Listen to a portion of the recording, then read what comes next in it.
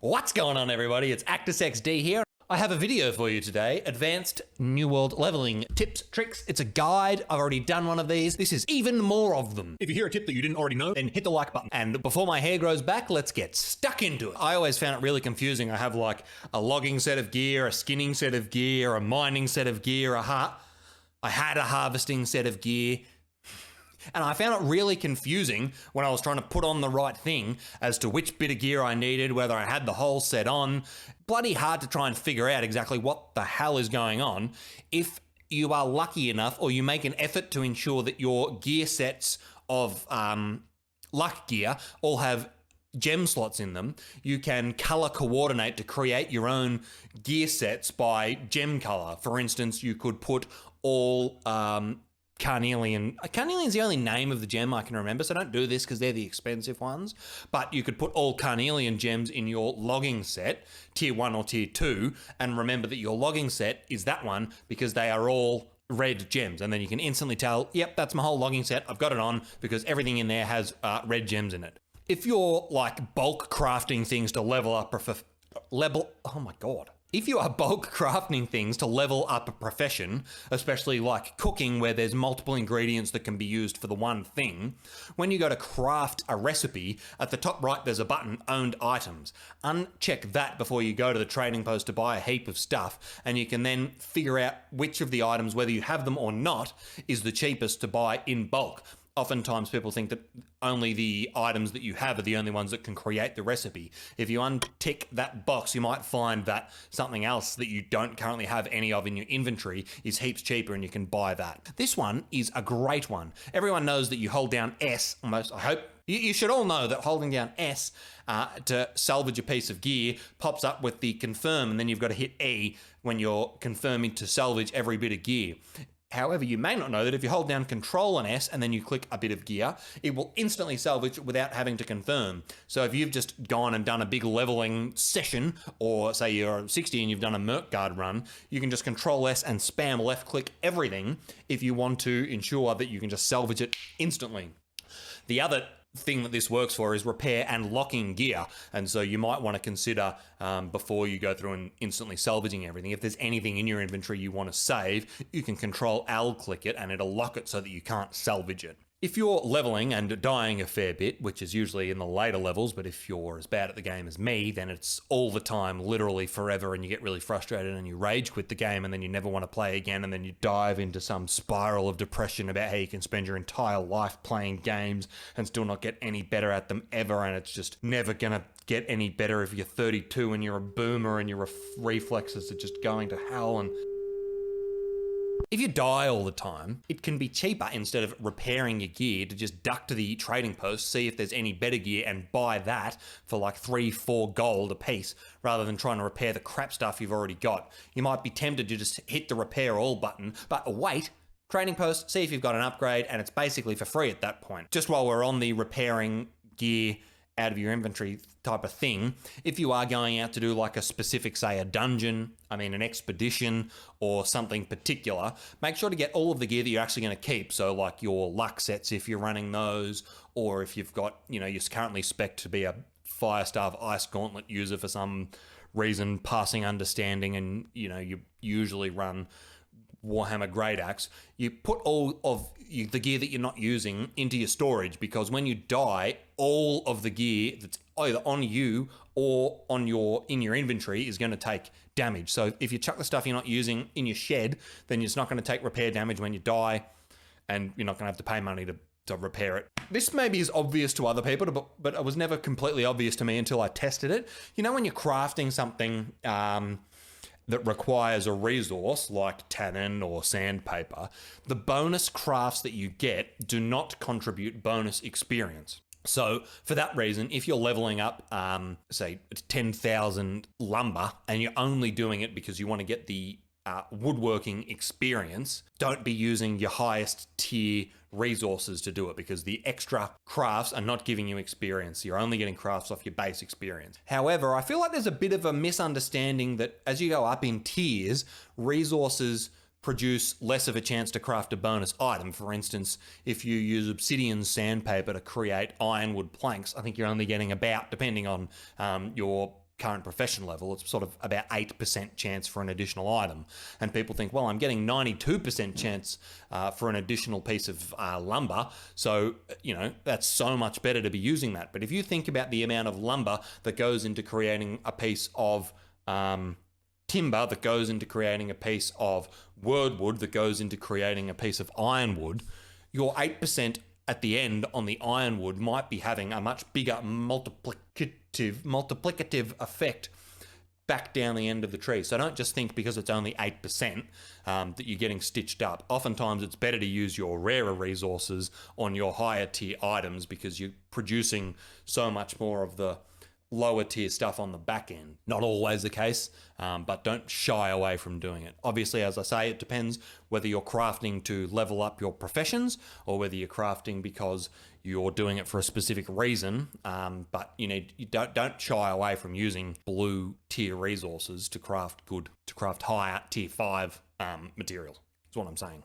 Hi guys, it's Kat here. Just wanted to drop in and say that if you're liking this video, please like it. And if you want to see more of this kind of content, it would be extremely helpful to ActusXD if you would subscribe. And it definitely hasn't been ActusXD talking this whole time. Okay, thank you, bye. At the moment, Onyx gems, despite the tooltip saying they reduce crit damage taken, reduce all damage taken. That's my understanding. I don't know whether things changed in patch 1.1, so I'll have to double check that. Despite Onyx gems reduce all damage taken. So if you're leveling and you buy cheap Onyx gems and stick them in your half decent bits of gear, it's not going to cost you much gold. And if you've got them in a full set of gear, you're going to wind up reducing the amount of damage you take on the whole by a large amount.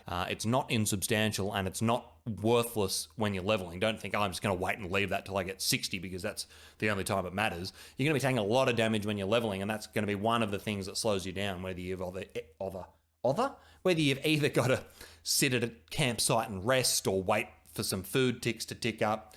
If you haven't taken that damage in the first place, it's more time killing a mob, doing a quest, getting more experience, leveling up, having more fun, being more attractive. It's a flow-on effect, all right? My lips make a weird noise when they separate. This isn't really an advanced tip, but I've had a few friends ask me this question, so I just want to reiterate. You cannot start grinding your high watermark gear for endgame until you're level 60.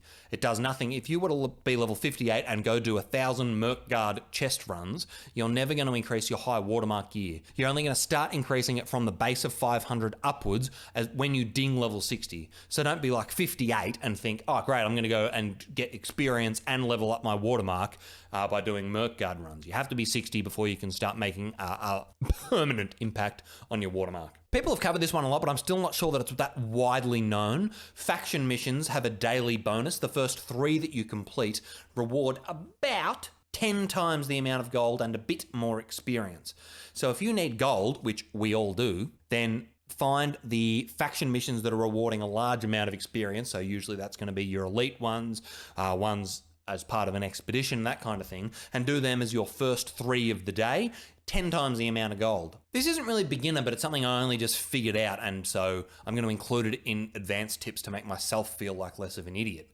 But you can sort items in the trading post under the sell under the sell order tab by how many you own. So oftentimes I would be listing stuff on the trading post just to get it out of my storage because I was running low on storage, and so I just wanted to get, I'd have 7,000 tannin in my storage. I just wanted to put up, half of it to get it out and reduce my weight. If you just click where it says weight, it'll sort in either ascending or descending. And if it's the wrong way around, just press the button again and it'll flip back. How good are these hand gestures, by the way?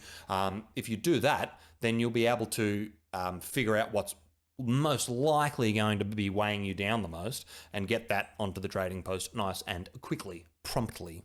If you are level 52 plus, I strongly recommend you take a little bit of time, probably during peak hours, to go and farm the earring Ill-Gotten Gain. It is an extremely good piece that is worth taking your time out of your laser-focused, myopic intention of reaching level 60 as fast as humanly possible to go and get this, because it's really worthwhile, not only while you're leveling, but also when you get to 60 as an early piece. I had an itchy nose. I'll put up a screenshot on the screen of a shot of where the monster is to go and farm and kill. It might take a little while. But if you do it at peak time, you can hopefully jump into a group, smash it out, and repeat that until you get the legendary earring. It's going to help you out a lot. It's a nice piece to have despite its relatively low gear score. Still really excellent. These next few tips came from a Reddit thread, which I will link down below in the description, so I'm not going to claim credit for them, but I thought they were really good tips and I'm going to include them here. And so they are as follows from the original poster, whose name I'll also put in the comments because I can't think of it off the top of my head. Number 1, items that you have equipped do not count as inventory weight. So if you've been some sort of apiarist and you've farmed 700 honey and you've been running around with it in your bags for some unknown reason, leaking out and being sticky like you're a 3-year-old that's just had a jam sandwich, you can chuck that in one of your 1, 2, 3, 4 or 1, 2, 3 or 4 key binding slots on your character panel, and that won't count towards your inventory weight. Same thing goes for most cooking mats. Obviously cooked meals, no duh. Water, if you've for some reason farmed 1,000 fresh water because you're a hydration enthusiast, you can bang that in your quick slots and it will not count towards your inventory, especially if you're just thinking about quick traveling. Chuck the heavier stuff into those slots, quick travel, save yourself some A's off, and then put it back into your inventory when you arrive at your destination. The second one from that Reddit thread is that enemies, I'll demonstrate this on the screen as I talk about it, but when enemies are aggroed on you, they have a different health bar, which is depicted differently. I thought most people knew this, but it seems like a lot of people it was a surprise to. So it will have a like open and closed parentheses around their name to indicate that you have threat on them. And this is one that was news to me. You can continuously block with right mouse. I'm just reading verbatim from the Reddit thread now because that's how much creativity I have. You can continuously block with right mouse button and then attack with left mouse button without ever lifting your right mouse button. It'll obviously break the block, but it will continue to block. It'll block as soon as you finish the animation of the attack, swing, or cast, or other version of left mouse button. And then this one comes from that same thread, but by a user called Xanathran_salesman, which taught me a big thing, which was that standard loot luck, as in increases the rarity of items that you find or loot, like for enemies and chests, that is what affects the seasoning drop rate from herbs. So when you harvest a herb, whether you get onion, garlic, paprika, yada, yada, yada, it's not harvesting luck that affects those things, it's regular loot luck, which is a big change because those things are relatively expensive and most people would assume, well, I'm harvesting, it's going to be my harvesting loot luck which affects that. Not according to Xanathran Salesman, which is a very easy to pronounce name, and I'm glad it was that person that came up with that tip. This has been my advanced New World leveling tips video. Thank you very much for watching. My name has been ActusXD. You have been wonderful, and I will see you next time. And remember,